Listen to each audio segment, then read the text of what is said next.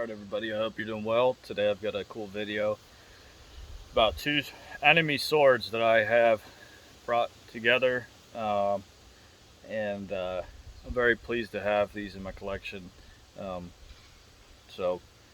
One you've already seen, it's my Robert Moll 1885 21st Lancers sword.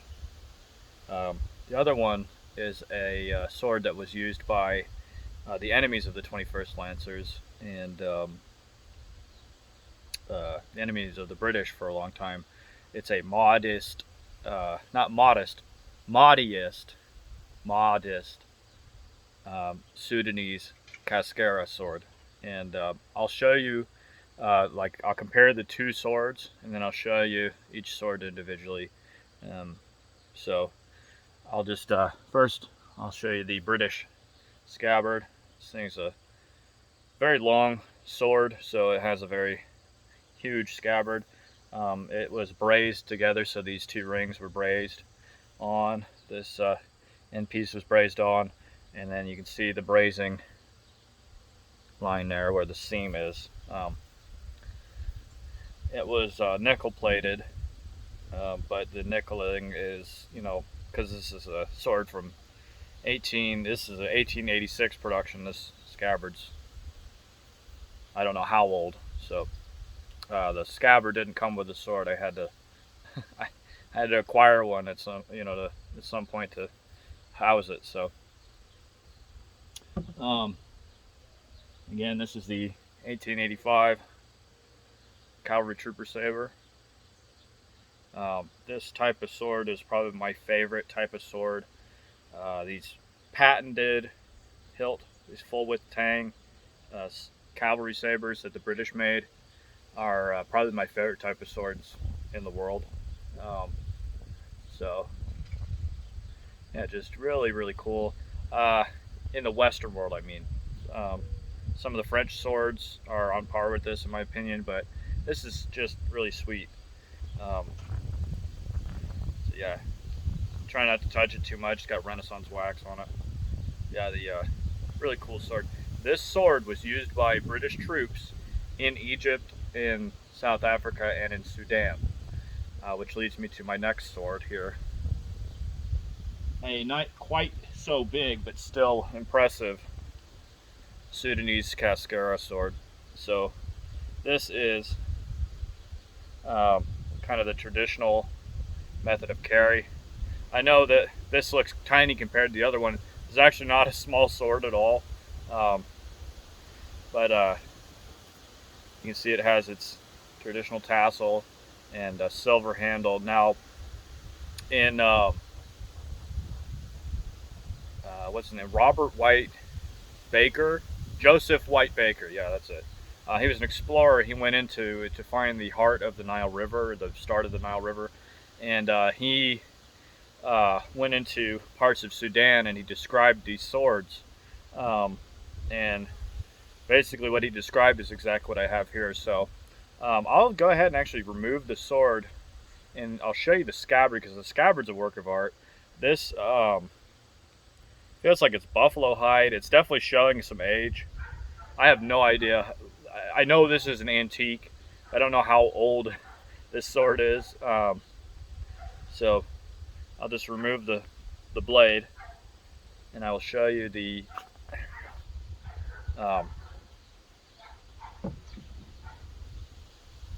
scabbard, because it's really pretty. The traditional Sudanese Kaskar scabbard has this little triangle deal.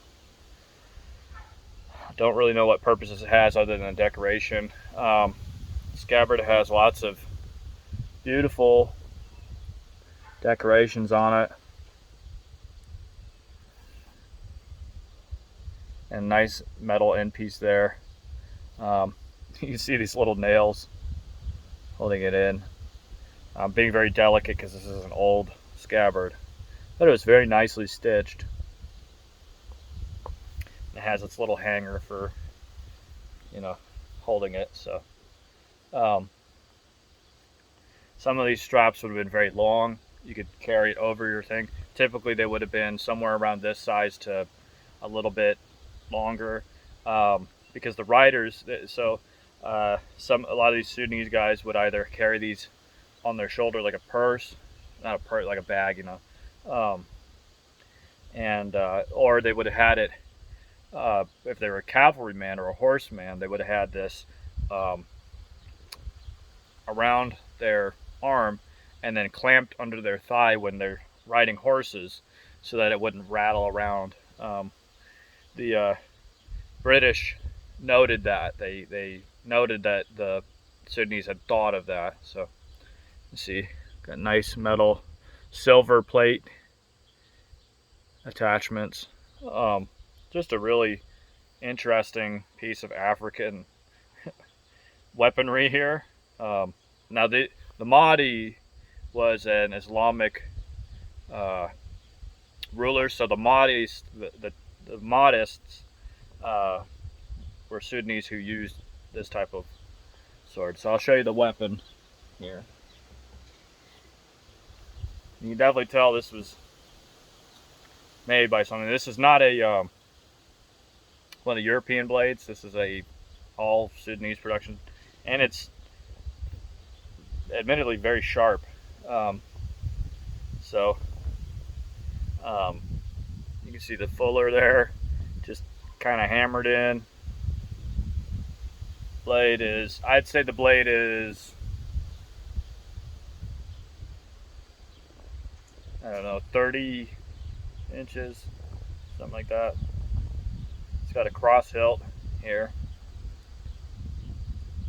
These were distinctively misleading. A lot of Europeans thought that these were like leftover Crusader swords or whatever, or European swords.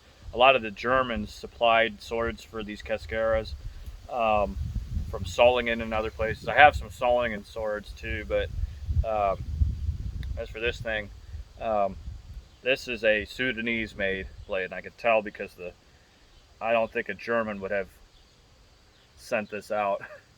Not to disparage the maker of the sword, it's just this is not a German sword. These are distinctive for having these sort of crucifix hand guards here. The other side of that crucifix goes down into the handle, and it's been wrapped in this nice silver plating here. And it retains its leather cap, which is really cool for an antique Kaskar. It's got its horsehair or wool or something tassel. These are used for religious ceremonies. The blade is fairly wiggly, so I've seen videos where these guys like stab these in the air and they go, you know, whipping around. They're typically paired with a rhino hide shield, and they'll like dance around and stab the air and look real mighty doing it. So, yeah, this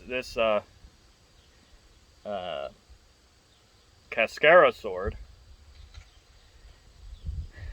I will kind of show. I'll kind of show this side by side with this Robert Mole sword, just so you can kind of see them together here. So, relatively the same width, very close. Different design purposes, obviously, but these two swords, wielded by very different men, very different swords, saw combat with each other in 1898 in Omdurman. Obviously, this probably wasn't there. This sword, I don't know if this was there either. It is attributed to the Lancer, 21st Lancers, but I couldn't, you know. But these types of swords were at the Battle of Omdurman, used not only at Omdurman, but at other battles, other encounters between British and Sudanese dervishes under the Mahdi. So, just an interesting comparison of these two swords. Really, I love these two swords. I love the fact that these were enemy swords, and now they're at peace in my collection, in my beautiful land, and in a situation where they're not as dire, and they're not actually needed for killing or maiming or or defending or doing anything offensive, just staying put. So that's this Robert Mole 1885 21st Lancer sword, and the Sudanese Kaskar fighting sword. Um, it's remarkable that something like this makes it to the U.S. Uh, I just find it fascinating, the development of some of these more obscure swords. You know, because this isn't a well-known sword in America. This is a fairly obscure, esoteric sort of thing, but nevertheless, very beautiful, very sharp, and very deadly. Um, very different though from the European swords, and made for a different purpose. And the Sudanese dervishes were very well known for having sharp swords and being very proud of their swords. So something like this was probably, you know, a point of pride for somebody, um, you know, a dervish to carry around. This is probably something that, you know, the Joseph White Baker described the sheikhs of the dervishes to have silver-handled swords. So maybe this was some important fellow's cascara, and I have it now. I don't know. Either way, um, just a really, you know, interesting. Definitely, you can definitely tell it's, you know, African, and just based off, not for any bad reasons, but you can definitely tell it's handmade. So there's no, you know, fine machining, no, other than the rolled piece of silver here. Just a really interesting sword. Again, that's this Kaskar sword.